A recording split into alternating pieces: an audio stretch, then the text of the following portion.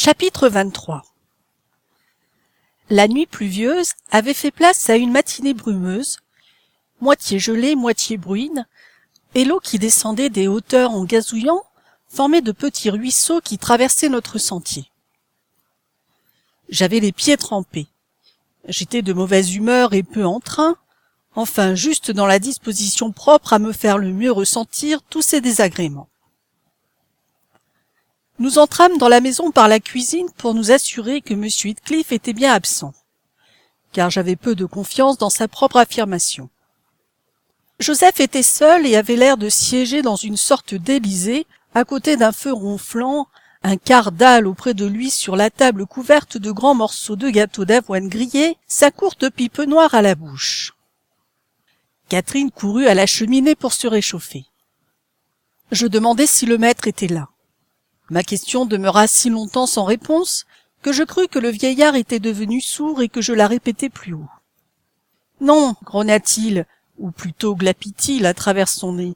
« Non, vous n'avez qu'à en retourner d'où c'est que vous venez. »« Joseph !» cria de l'intérieur en même temps que moi une voix maussade. « Combien de fois faudra-t-il vous appeler? Il n'y a plus que quelques cendres rouges. Joseph, venez sur-le-champ. » De vigoureuses bouffées de sa pipe et un regard résolu vers la grille du foyer indiquèrent qu'il refusait de prêter l'oreille à cet appel. La femme de charge et Hareton étaient invisibles. L'une partie pour faire une course et l'autre à son travail sans doute. Nous avions reconnu la voix de Linton et nous entrâmes. « Oh, je souhaite que vous périssiez de froid dans un galetas !» dit le jeune homme, croyant que c'était son négligent serviteur qui arrivait. Il s'arrêta en s'apercevant de son erreur.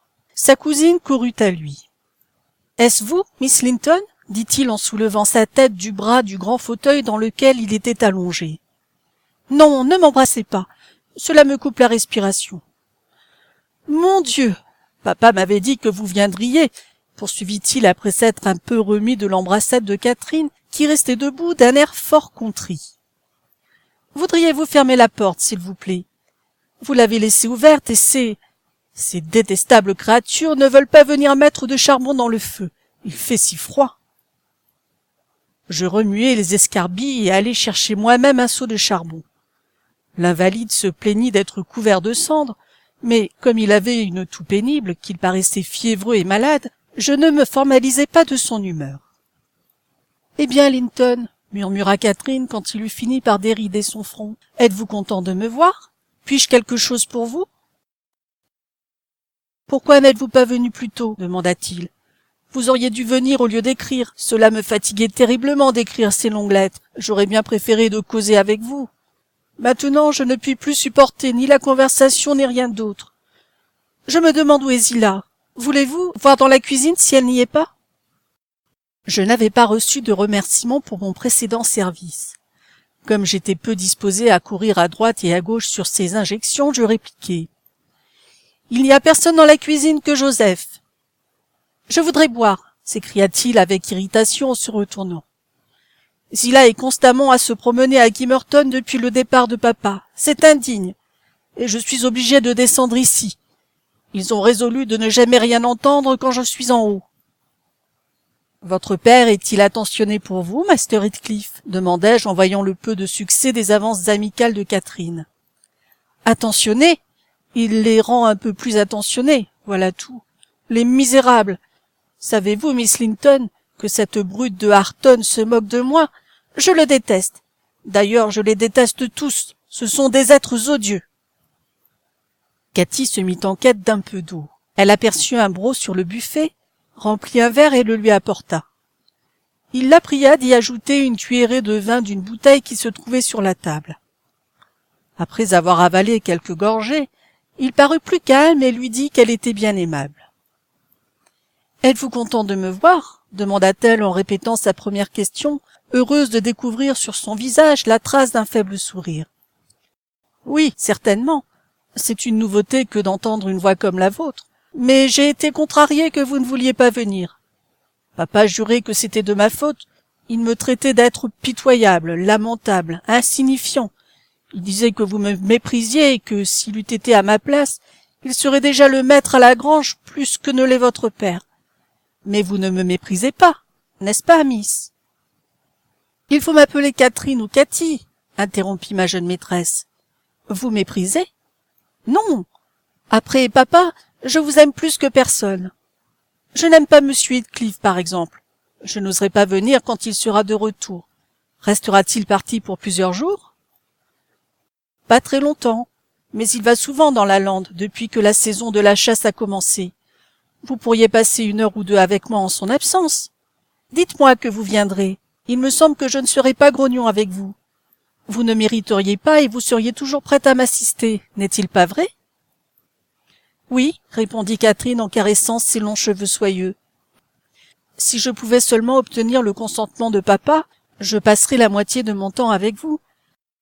Gentil Linton, je voudrais que vous fussiez mon frère. Et vous m'aimeriez alors autant que votre père, observa-t-il plus gaiement. Mais papa dit que vous m'aimeriez plus que votre père et que tout au monde si vous étiez ma femme. Aussi est-ce ce que je préférerais que vous fussiez? Non, je n'aimerai jamais personne plus que papa, répondit-elle gravement. Puis il y a des gens qui détestent leurs femmes quelquefois, mais jamais leur sœur ni leur frère. Et si vous étiez mon frère, vous vivriez avec nous, et papa aurait autant d'affection pour vous qu'il en a pour moi. Linton nia qu'il y eût des gens qui détestassent leurs femmes, mais Catherine affirma qu'il y en avait et, dans sa sagesse, cita comme exemple l'aversion de son oncle pour sa tante.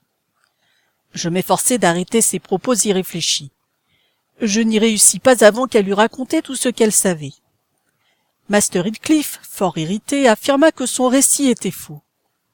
« Papa me l'a dit, et papa ne dit pas de mensonge, répondit-elle vivement. « Mon papa à moi méprise le vôtre, s'écria Linton. Il le traite de couard et de sot. »« Le vôtre est un méchant homme, répliqua Catherine, et c'est très mal à vous d'oser répéter ce qu'il dit. Il faut qu'il soit bien méchant pour que tante Isabelle l'ait abandonné comme elle l'a fait. »« Elle ne l'a pas abandonné, vous n'avez pas le droit de me contredire. »« Elle l'a abandonné, cria ma jeune maîtresse. »« Eh bien, je vais vous dire quelque chose. Votre mère haïssait votre père. Voilà. »« Oh !» s'écria Catherine, trop exaspérée pour pouvoir continuer. « Et elle aimait le mien. »« Petit menteur, je vous déteste maintenant. » Elle haletait, la figure toute rouge de colère. « Oui, oui, elle l'aimait, » chanta Linton. Il s'enfonça dans son fauteuil et renversa la tête pour jouir de l'émotion de son interlocutrice qui était derrière lui. « Silence, Master Heathcliff, dis-je. C'est votre père qui vous a raconté cela aussi, je suppose. » Cathy, hors d'elle-même, poussa violemment le fauteuil, ce qui fit tomber Linton contre un des bras. Il fut pris aussitôt d'un accès de toux qui le suffoqua et qui mit rapidement fin à son triomphe. Cela dura si longtemps que j'en fus moi-même effrayé. Quant à sa cousine, elle pleurait tant qu'elle pouvait, atterrée du mal qu'elle avait causé. Elle ne dit pourtant pas un mot. Je le soutins jusqu'à ce que l'accès fût passé. Alors il me repoussa et inclina silencieusement la tête. Catherine cessa ses lamentations. Elle aussi prit un siège en face de lui et regarda le feu d'un air grave. « Comment vous sentez-vous maintenant, Master Heathcliff » demandai-je au bout de 10 minutes. « Je voudrais qu'elle éprouvât ce que j'éprouve, répondit-il. Malfaisante, cruelle créature. Arton ne me touche jamais. Il ne m'a jamais frappé de sa vie. J'allais mieux aujourd'hui et voilà que... » Le reste de ses paroles se perdit dans un gémissement plaintif. « Je ne vous ai pas frappé, » murmura Catherine, se mordant les lèvres pour prévenir une nouvelle crise d'émotion.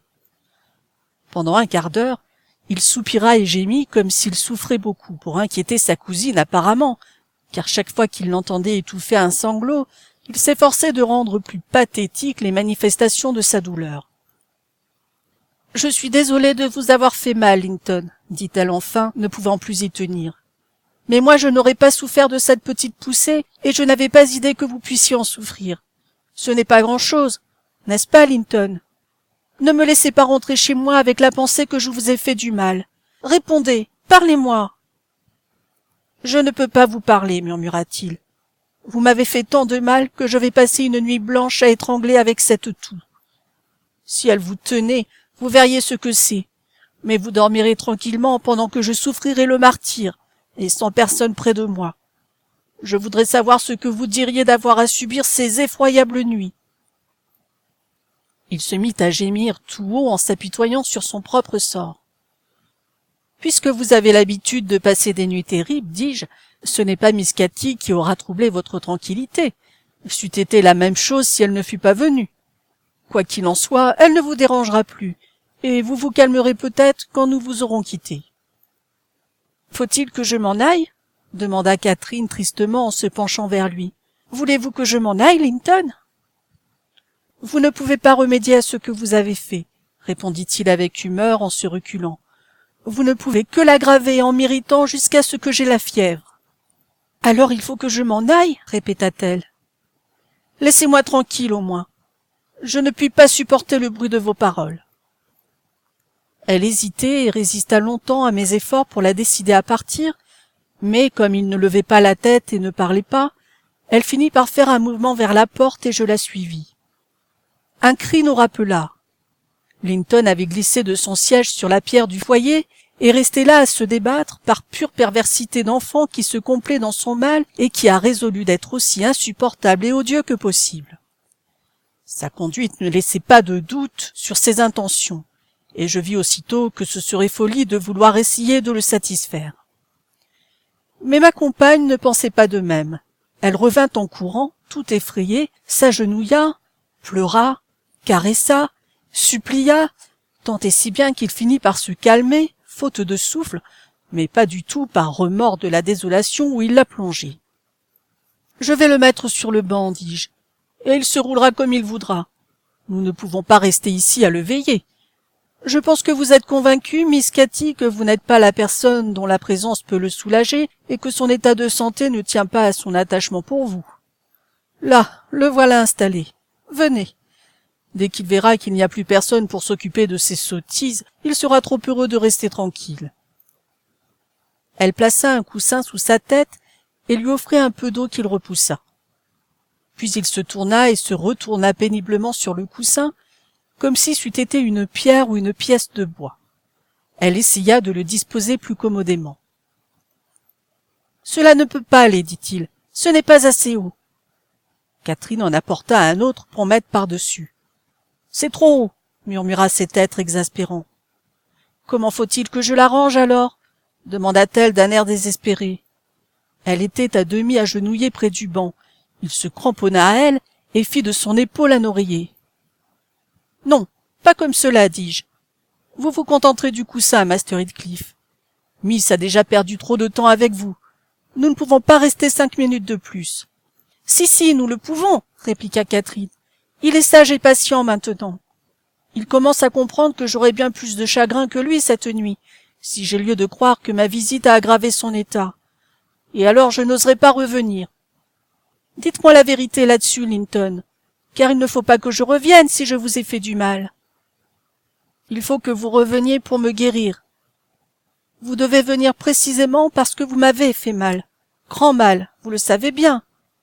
Je n'étais pas aussi souffrant quand vous êtes arrivé que je le suis à présent. N'est-ce pas vrai?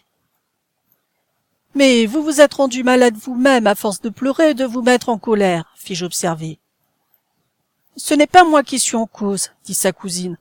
En tout cas, nous allons être bons amis à présent. Vous avez besoin de moi. Vous aimeriez vraiment à me voir de temps en temps? Je vous l'ai dit, reprit-il avec impatience. Asseyez-vous sur le banc et laissez-moi m'appuyer sur vos genoux. C'est ainsi que faisait maman pendant des après-midi entières. Ne bougez pas et ne parlez pas. Mais vous pouvez me chanter une chanson, si vous savez chanter. Ou vous pouvez me dire une longue, jolie et intéressante ballade. Une de celles que vous m'aviez promis de m'apprendre. Ou une histoire. Pourtant, j'aimerais mieux une ballade. Commencez. Catherine récita la plus longue de celles qu'elle put se rappeler. Ce passe-temps leur plaisait énormément à tous deux. Linton en voulut une autre, et encore une autre, en dépit de mes vives objections. Ils continuèrent de la sorte jusqu'à ce que la pendule sonnât midi. Nous entendîmes dans la cour Hareton qui rentrait pour dîner. « Et maintenant, Catherine, viendriez-vous demain ?» demanda le jeune Heathcliff. Il la retenait par sa robe tandis qu'elle se levait à contre-cœur. « Non, répondis-je, ni après-demain non plus. » Mais elle lui fit évidemment une réponse différente, car le front de Linton s'éclaira comme elle se baissait et lui chuchotait quelque chose à l'oreille. « Vous ne viendrez pas demain, ne l'oubliez pas, miss, commandai-je dès que nous fûmes hors de la maison. Vous n'y songez pas, je pense. » Elle sourit. « Oh, j'y veillerai, repris-je. Je ferai réparer cette serrure, et vous ne pouvez pas vous échapper par ailleurs. »« Je puis passer par-dessus le mur, » dit-elle en riant. « La grange n'est pas une prison, Hélène. Et vous n'êtes pas ma geôlière. Et puis, j'ai presque 17 ans, je suis une femme. Je suis sûre que Linton se rétablirait vite s'il m'avait auprès de lui pour le soigner. Je suis plus âgée que lui, vous savez, et plus raisonnable. Moi enfant, vous ne le nierez pas. Je me ferai bien vite obéir de lui en le cajolant un peu. C'est un vrai petit bijou quand il est sage. J'en ferai un agneau apprivoisé s'il était à moi. Nous ne nous querellerions jamais, bien certainement, quand nous serions habitués l'un à l'autre. Est-ce que vous ne l'aimez pas, Hélène? L'aimer? M'écriai-je. C'est le plus hargneux des enfants maladifs qui ait jamais lutté pour traverser l'adolescence. Par bonheur, comme le prédisait M. Heathcliff, il n'atteindra pas sa 20e année. Je doute même qu'il voit le prochain printemps, et ce ne sera pas une grosse perte pour sa famille quand il disparaîtra. Il est heureux pour nous que son père l'ait repris. Plus on le traiterait avec douceur, plus il serait insupportable et égoïste. Je suis bien contente que vous n'ayez aucune chance de l'avoir pour époux, Miss Catherine. Ma compagne devint sérieuse en entendant ce discours. Parler de la mort de Linton avec autant d'insouciance blessait ses sentiments.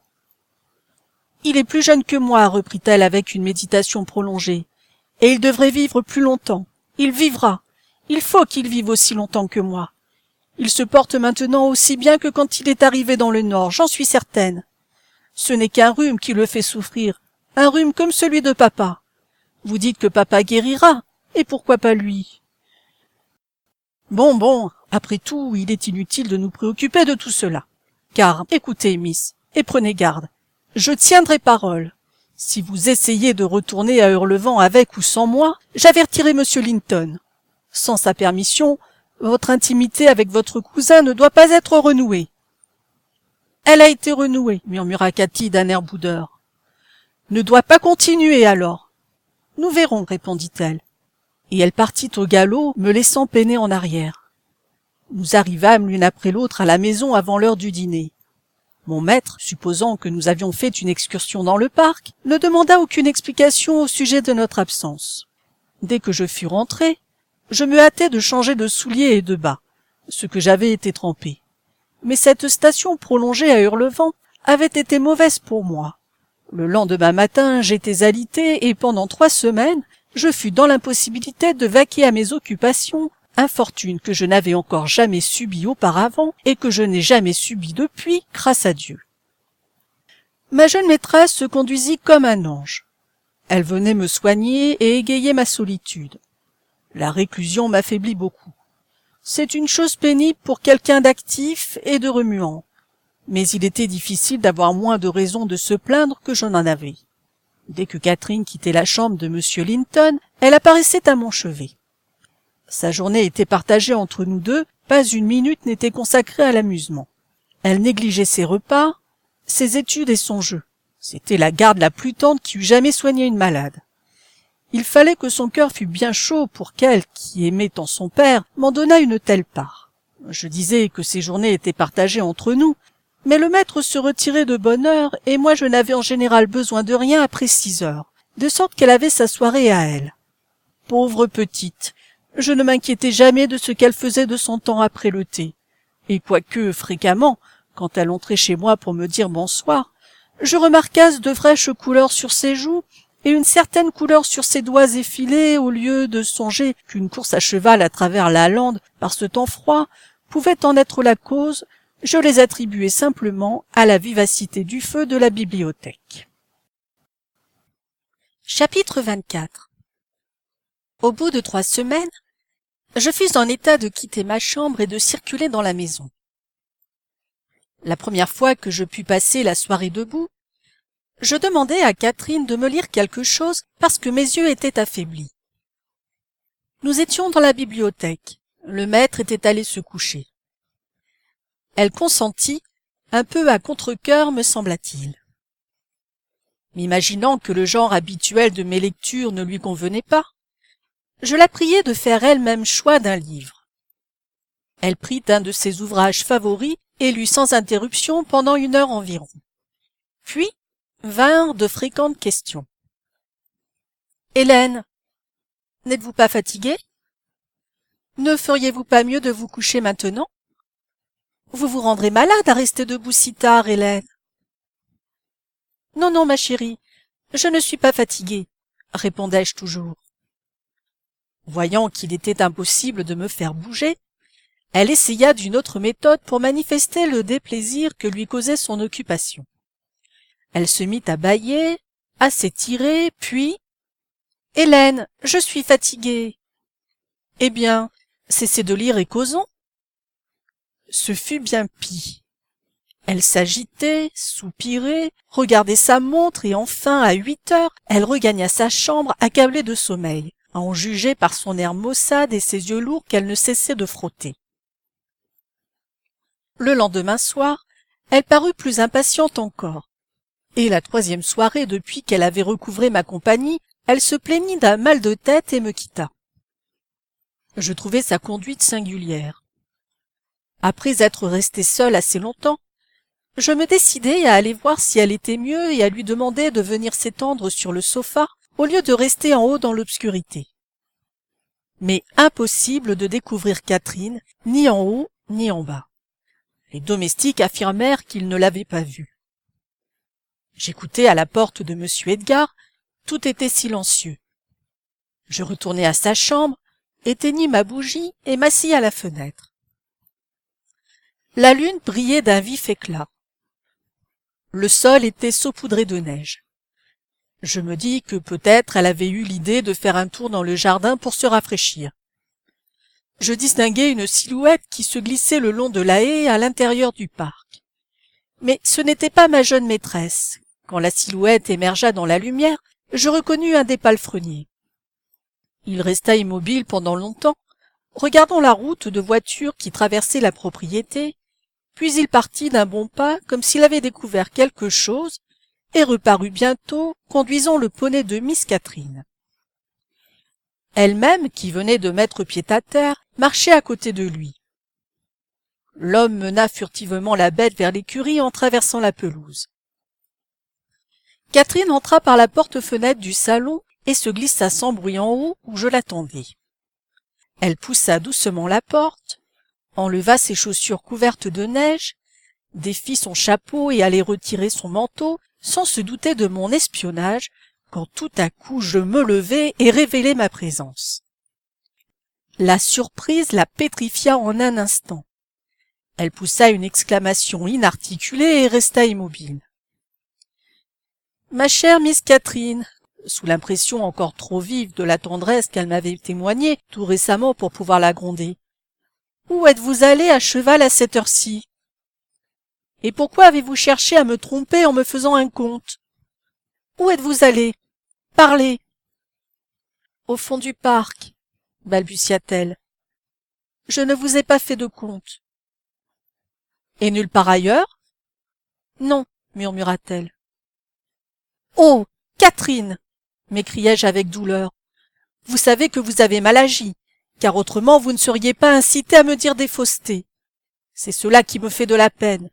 J'aimerais mieux être 3 mois malade que de vous entendre forger de sang-froid un mensonge. » Elle s'élança vers moi et, fondant en larmes, me jeta les bras autour du cou.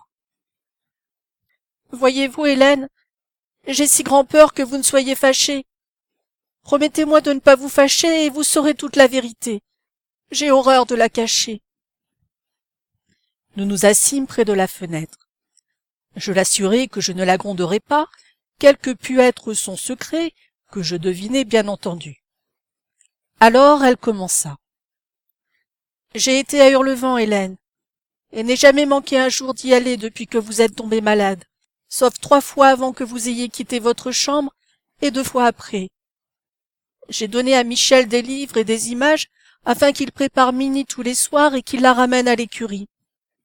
Il ne faut pas que vous le grondiez non plus, lui, n'est-ce pas? J'arrivai à Hurlevent vers 6h30, puis je rentrai au galop. Ce n'était pas pour m'amuser que j'allais là-bas. J'étais souvent bien malheureuse tout le temps. Quelquefois seulement j'étais heureuse. Une fois par semaine, peut-être. Au début, je m'attendais à bien des difficultés pour vous persuader de me laisser tenir la parole que j'avais donnée à Linton. Car, au moment où nous l'avions quitté, je m'étais engagée à revenir le lendemain. Mais comme ce jour-là vous êtes resté en haut, j'ai été tirée d'embarras. Dans l'après-midi, pendant que Michel était en train de replacer la serrure de la porte du parc, j'ai pris la clé et je lui ai dit que mon cousin désirait vivement avoir ma visite, parce qu'il était malade et qu'il ne pouvait venir à la grange, mais que papa ferait des objections à cette visite. Puis j'ai négocié avec lui pour le poney. Il aime beaucoup à lire, et il a l'intention de partir bientôt pour se marier. Aussi m'a-t-il offert, si je voulais lui prêter des livres de la bibliothèque, de faire ce que je lui demandais. Mais j'ai préféré lui en donner des miens, et il a été plus content. À ma seconde visite, Linton paraissait plus animé. Zillah, leur femme de charge, nettoya la pièce, alluma un bon feu et nous dit que, comme Joseph était allé à une réunion pieuse et Ayrton parti avec ses chiens, braconnant les faisans dans nos bois comme je l'ai su plus tard, nous pourrions faire ce qu'il nous plairait. Elle m'apporta du vin chaud et du pain d'épices et se montra extrêmement prévenante. Linton s'assit dans le fauteuil et moi dans la petite chaise à bascule devant le feu. Que nous rîmes et causâmes gaiement, et combien de choses nous trouvâmes à nous dire. Nous combinions des promenades et formions des projets pour l'été. Je n'ai pas besoin de vous répéter tout cela, car vous trouveriez que c'est absurde. À un instant, cependant, nous avons failli nous quereller. Il disait que la manière la plus agréable de passer une chaude journée de juillet était de rester couché depuis le matin jusqu'au soir sur un talus de bruyère au milieu de la lande, à écouter comme dans un rêve le bourdonnement des abeilles sur les fleurs, le chant des alouettes qui planent bien au-dessus de votre tête, à regarder le ciel bleu sans nuages et le soleil brillant d'un éclat implacable. Telle était sa plus parfaite idée du bonheur céleste. La mienne était de me balancer dans un arbre au vert feuillage bruissant quand souffle un vent d'ouest et que de beaux nuages blancs glissent rapidement dans le ciel. Quand non seulement les alouettes, mais les grives, les merles, les linottes, les coucous prodiguent de tous côtés leur musique. Quand on aperçoit la lande au loin, coupée par de frais vallons noyés dans l'ombre, et tout près de grands tertres couverts d'herbes hautes ondulant en vagues sous la brise. Des bois et de l'eau tumultueuse, le monde entier en mouvement et frémissant de joie. Il aimait avoir tout reposé dans une extase de paix. J'aimais avoir tout étincelé et dansé dans un glorieux jubilé. Je prétendais que son paradis ne serait qu'à moitié vivant. Il disait que le mien serait ivre. Je prétendais que je m'endormirais dans le sien. Il disait qu'il ne pourrait pas respirer dans le mien. La discussion commençait à le rendre très hargneux. Enfin, nous convînmes que nous ferions les deux expériences dès que le temps serait propice. Puis nous nous embrassâmes et redevînmes amis. Après être restée tranquillement assise pendant 1 heure, je regardais la grande salle avec mon dallage lisse et sans tapis, et je pensais qu'on y jouerait joliment bien si l'on enlevait la table. Je demandai à Linton d'appeler Zillah pour nous aider. Nous pourrions jouer à Colin-Maillard. Elle essaierait de nous attraper, comme vous faisiez, Hélène, vous savez. Il ne voulut pas. Ce n'était pas amusant, dit-il. Mais il consentit à jouer à la balle avec moi. Nous trouvâmes 2 balles dans un buffet, au milieu d'un tas de vieux jouets, toupies, cerceaux, raquettes et volants. L'une était marquée C et l'autre H. J'aurais voulu avoir le C, parce que cela représentait Catherine. Et l'H pouvait signifier Heathcliff, qui est le nom de mon cousin. Mais l'H laissait échapper du son et cela ne plaisait pas à Linton. Je le battis constamment.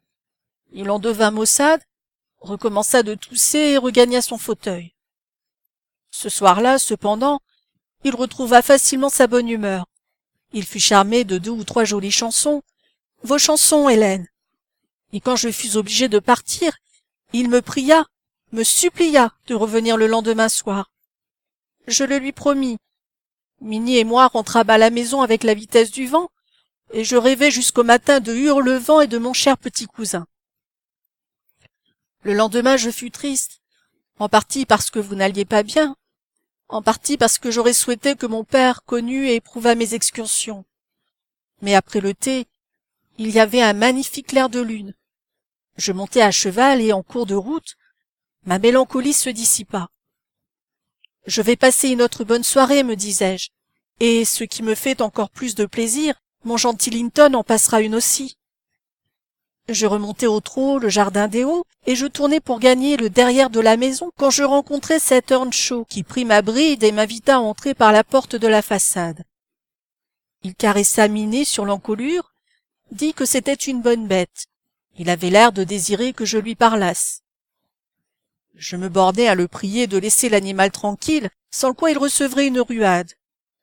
Il répondit avec son accent vulgaire: « Sa ruade ne me ferait pas grand mal », en considérant avec un sourire les membres de Minnie. J'avais presque envie de lui en faire l'expérience, mais déjà il s'était avancé pour ouvrir la porte. En soulevant le loquet, il regarda en l'air du côté de l'inscription du fronton et me dit, avec un mélange stupide de gaucherie et de vanité: « Miss Catherine, je peux lire ça à présent. »« Admirable !» m'écriai-je. « Je vous en prie, faites-nous voir comme vous êtes devenu habile. » Il épela en ânonnant, syllabe par syllabe, le nom Hareton Earnshaw. « Et les chiffres, lui dis-je d'un ton d'encouragement, voyant qu'il s'était arrêté net. « Je ne peux pas encore les lire. »« Oh, quel butor !» dis-je en riant de tout mon cœur de son échec. L'imbécile me regarda, bouche bée, avec une sorte de ricanement sur les lèvres, tout en fronçant les sourcils. Il avait l'air de se demander s'il pouvait partager ma gaieté, et s'il devait y avoir une aimable familiarité, ou bien du mépris, ce qui était vraiment le cas.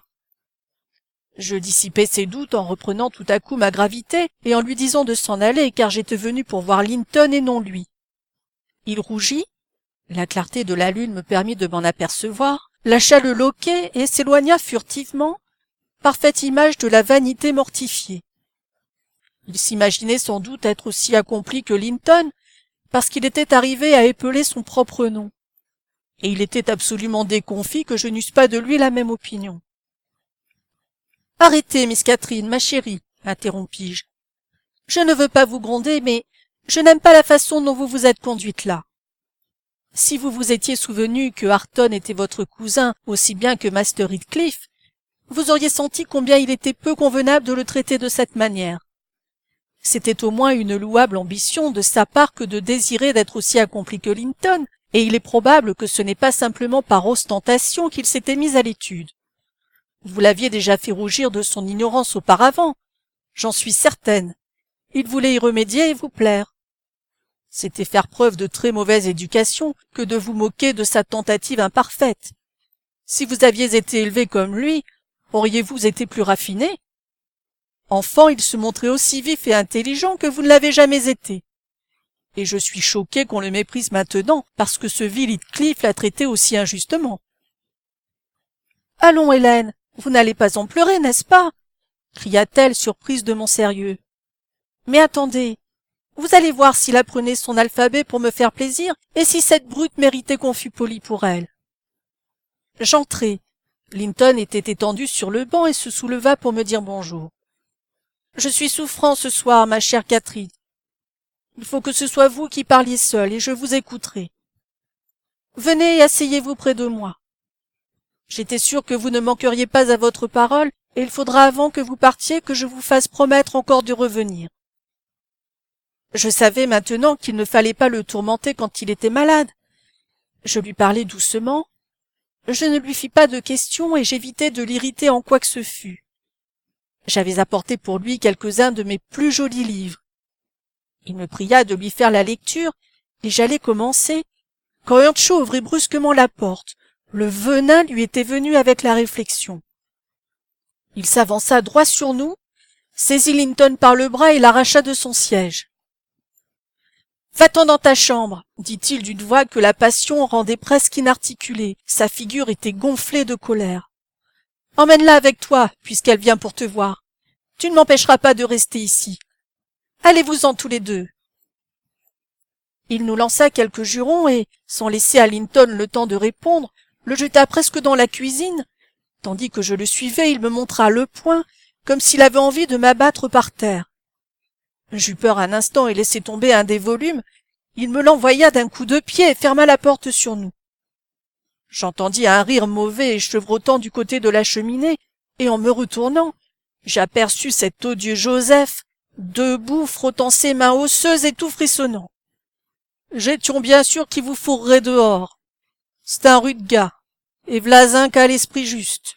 Il sait, oui, il sait aussi bien que moi qui sait qui devait être le maître ici. Hé hé hé, il vous a fait déquerpir proprement, hein, hé hé hé. Où faut-il que nous allions? Demandai-je mon cousin sans faire attention aux railleries du vieux coquin. Linton était pâle et tremblait. Il n'était pas joli à ce moment-là, Hélène. Oh non, il était effrayant à voir. Sa figure mince et ses grands yeux étaient tous déformés par une expression de fureur frénétique et impuissante. Il saisit la poignée de la porte et la secoua. Elle était fermée en dedans. « Si vous ne me laissez pas entrer, je vous tuerai !» disait-il, ou plutôt hurlait-il. « Démon, démon, je vous tuerai, je vous tuerai !» Joseph fit entendre de nouveau son rire croissant. « Ah ah, ça c'est le père !» s'écria-t-il. « Ça c'est le père. Savons toujours en nous quelque chose de chaque côté. T'inquiète pas, Ayrton, mon gars. Aie pas peur, il ne peut point arriver jusqu'à toi. » Je pris Linton par les mains et essayai de le tirer en arrière, mais il se mit à hurler si affreusement que je n'osai pas continuer. À la fin, ses cris furent étouffés par une terrible quinte de toux. Le sang lui sortait de la bouche et il tomba sur le sol. Je courus dans la cour, folle de peur, et appelai Zilla de toutes mes forces. Elle m'entendit bientôt. Elle était en train de traire les vaches sous un hangar derrière la grange. Elle accourut et me demanda ce qu'on réclamait d'elle. Je n'avais pas assez de souffle pour lui répondre. Je l'entraînai dans la cuisine et je cherchai des yeux Linton. Earnshaw était venu examiner le mal qu'il avait causé et il était occupé à transporter en haut la pauvre victime. Zilla et moi, nous montâmes derrière lui, mais il m'arrêta à la dernière marche en disant que je ne devais pas entrer et que je n'avais qu'à retourner chez moi. Je criai qu'il avait tué Linton et que je voulais entrer. Joseph ferma la porte, déclara que je n'en ferais rien et me demanda si je me croyais obligée d'être aussi folle que lui. Je restai là à pleurer jusqu'à ce que la femme de charge revint. Elle affirma qu'il serait mieux dans un instant, mais il ne pouvait pas se passer de hurler et de faire du vacarme. Elle me prit par le bras et me porta presque dans la salle. Hélène, j'avais envie de m'arracher les cheveux. Je pleurais. Je sanglotais au point de ne presque plus voir clair. Le misérable pour lequel vous avez tant de sympathie se tenait en face de moi, osant de temps en temps me dire « Chut !» et nier que ce fût de sa faute. À la fin, effrayé de mes affirmations que je le dirais à papa et qu'il serait emprisonné et pendu, il se mit à pleurer lui-même à chaudes larmes et se sauva dehors pour cacher sa lâche émotion. Pourtant, je n'étais pas débarrassé de lui. Quand enfin il me forçait de partir et que j'eus fait quelques centaines de mètres hors de la propriété, je le vis tout à coup surgir de l'ombre dans laquelle se trouvait le bord de la route. Il arrêta Minnie et posa la main sur mon bras. « Miss Catherine, je suis bien fâché, commença-t-il, mais vraiment c'est trop mal. » Je le cinglai avec ma cravache, pensant qu'il voulait peut-être m'assassiner. Il me lâcha en proférant un de ces horribles jurons, et je rentrai au galop la tête à moitié égarée. Je ne vins pas vous souhaiter bonne nuit ce soir-là, et je n'allai pas à Hurlevent le lendemain. J'avais bien grande envie d'y aller, mais j'étais dans une étrange excitation. Par moments je redoutais d'apprendre que Linton était mort, et par moments je frissonnais à la pensée de rencontrer Ayrton. Le troisième jour, je rassemblai mon courage. Je ne pouvais plus supporter cette incertitude, et une fois de plus je m'enfuis. Je partis à 5 heures à pied, me figurant que je pourrais arriver à me glisser dans la maison et jusqu'à la chambre de Linton sans être vu. Mais les chiens donnèrent l'alarme à mon approche. Zilla me reçut, me dit que le gars se rétablissait gentiment, et me conduisit dans une petite pièce propre, avec un tapis où, à mon inexprimable joie, j'aperçus Linton couché sur un petit sofa et occupé à lire un de mes livres. Mais il ne voulut ni me parler ni me regarder pendant 1 heure entière, Hélène. Il a un si malheureux caractère. Et ce qui me confondit tout à fait, c'est que, Quand il ouvrit la bouche, ce fut pour proférer un mensonge. C'était moi, paraît-il, qui étais cause de toute l'affaire, et Ayrton ne méritait aucun blâme. Incapable de répliquer autrement qu'avec indignation, je me levai et quittai la chambre. Il me lança un faible « Catherine ». Il ne s'attendait pas que je lui répondisse de la sorte, mais je ne voulus pas me retourner. Le lendemain, pour la seconde fois, je restai à la maison presque résolu à ne plus lui rendre visite. Pourtant c'était si triste de me coucher, de me lever sans jamais avoir de ses nouvelles, que ma résolution s'évanouit avant d'être bien formée. J'avais eu le sentiment que c'était mal d'avoir commencé d'y aller, j'avais maintenant le sentiment que ce serait mal de ne plus y aller. Michel vint me demander s'il devait s'éliminer. Je lui répondis que oui, et je considérais que je remplissais un devoir pendant que la bête m'emportait sur les hauteurs. Je fus forcé de passer devant les fenêtres de la façade pour arriver dans la cour. Il était inutile d'essayer de dissimuler ma présence. « Le jeune maître est dans la salle », me dit Zilla en me voyant me diriger vers le petit salon. J'entrai. Earnshaw aussi était là, mais il sortit aussitôt. Linton était dans le grand fauteuil, à moitié endormi. Je m'approchai du feu et commençai d'un ton sérieux, avec la conviction que ce que je disais était en partie vrai. « Puisque je vous déplais, Linton, puisque vous croyez que je ne viens que pour vous faire du mal, puisque vous prétendez que je vous en fais chaque fois, ceci est notre dernière entrevue. Disons-nous adieu, et dites à M. Heathcliff que vous ne désirez pas de me voir et qu'il est inutile qu'il invente de nouveaux mensonges à ce sujet. »« Asseyez-vous et enlevez votre chapeau, Catherine, » répondit-il. « Vous êtes tellement plus heureuse que moi que vous devriez être meilleure. Papa parle assez de mes défauts et montre assez le mépris qu'il a pour moi pour qu'il soit naturel que je doute de moi-même. Je me demande souvent si vraiment je ne suis pas aussi indigne qu'il le dit. Alors je me sens si irrité et si plein d'amertume que je hais tout le monde. Oui, je suis indigne, et de méchante humeur, et de méchant esprit, presque toujours. Si vous le voulez, vous pouvez me dire adieu. Vous serez débarrassé d'un ennui. Seulement, Catherine, rendez-moi cette justice. Croyez que, si je pouvais être aussi doux, aussi aimable, aussi bon que vous, je le serais. J'aimerais autant cela et même plus que d'avoir votre santé et votre bonheur. Croyez aussi que votre bonté m'a fait vous aimer plus profondément que si je méritais votre amour. Et quoique je n'ai pas pu et que je ne puisse pas m'empêcher de vous laisser voir ma nature, je le regrette et je m'en repens. Je le regretterai et je m'en repentirai jusqu'à ma mort. Je sentis qu'il disait la vérité, que je devais lui pardonner et que, s'il recommençait à me chercher querelle dans un instant, je devrais lui pardonner encore. Nous nous réconciliâmes, mais nous pleurâmes l'un et l'autre pendant tout le temps de ma visite. Non pas uniquement de chagrin, pourtant j'étais bien affligé que Linton eût cette nature tourmentée. Jamais il ne laissera ses amis en paix, et jamais il ne sera en paix lui-même. Depuis ce soir-là, je suis toujours allé dans son petit salon, car son père revint le lendemain. 3 fois environ, je crois, nous avons été gais et confiants comme le premier soir. Toutes mes autres visites ont été tristes et troublées, tantôt par son égoïsme et ma maussaderie, tantôt par ses souffrances. Mais j'ai appris à tout supporter avec une patience à peu près égale. M. Heathcliff m'évite à dessein. C'est à peine si je l'ai aperçu. Dimanche dernier, il est vrai, étant arrivé plus tôt que d'habitude, je l'ai entendu injurier cruellement Linton à cause de sa conduite de la veille au soir. Je ne sais comment il en avait eu connaissance, à moins qu'il ne nous eût écoutés. Linton avait certainement été exaspérant, mais enfin cela ne regardait personne que moi, et j'interrompis la réprimande de M. Heathcliff en entrant et en le lui disant. Il éclata de rire et partit en déclarant qu'il était heureux que je prisse la chose de cette façon. Depuis, j'ai recommandé à Linton de parler à voix basse quand il aurait des choses désagréables à me dire. Maintenant, Hélène, vous savez tout. M'empêcher d'aller à Hurlevent, ce serait rendre 2 êtres malheureux, tandis que si vous voulez bien seulement ne pas le dire à papa, mes visites ne troubleront la tranquillité de personne. Vous ne le lui direz pas, n'est-ce pas? Vous seriez sans cœur si vous le lui disiez. Je prendrai une décision d'ici à demain, Miss Catherine, répondis-je. Cela mérite réflexion. Là-dessus, Je vous laisse reposer, je vais y penser. J'y pensai tout haut et en présence de mon maître. En quittant la chambre de Catherine, j'allai droit chez lui et lui racontai toute l'histoire, à l'exception des conversations des deux cousins et sans faire allusion à Arthur. Monsieur Linton fut alarmé et désolé plus qu'il n'en voulut convenir.